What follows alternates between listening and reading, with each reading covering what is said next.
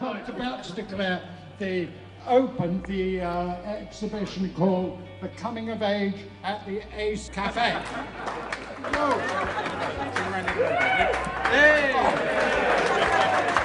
Well, we're here at the launch of our summer gallery for 2011. It's called The Coming of Age at the Ace Cafe, and it's celebrating the history of the Ace Cafe, which is a fully functional transport cafe and a mecca for bikers, which sits on the North Circular Road, just down the road from Wembley in London. We met the owner of the Ace Cafe, a chap called Mark Willsmore, who is here this evening, and we met him at the Classic Motorbike Show and Car Show at the NEC last November. I was very impressed with our collection of motorcycles that we took, and we got talking between ourselves about putting on an exhibition about the history of the Ace Cafe and what it means to motorcyclists, to rockers, to mods, rock and rollers.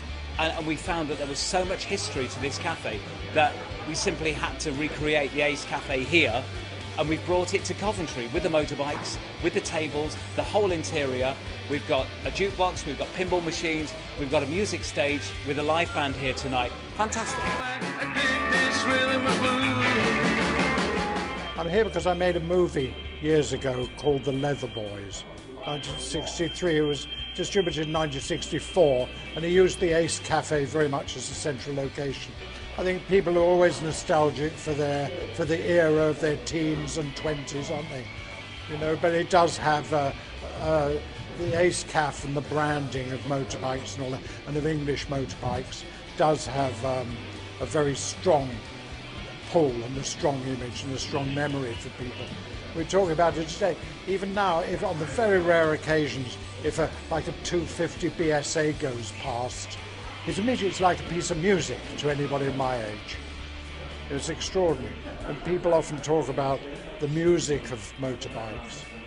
They're a beautiful thing, but it's iconic. It seems to me to be very honest in its intentions. You know, it's completely as it was. And the artifacts that they brought here, and all the stuff from the Ace Cafe itself, and from the motorbikes in the museum, are authentic. I was determined to see the place reopen. I was determined to see a substantive book produced on the history, or the history of the culture, as it were, of that era.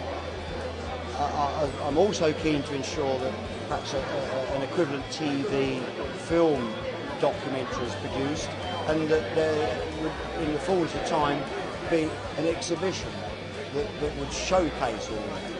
It's taken a long while to figure out how to achieve it, but fortune came to pass where we wound up talking with the guys here at Coventry, and the opportunity was there for both of us to do something, and where else could it be but somewhere so appropriate as Coventry, the home of once home to the British motor industry.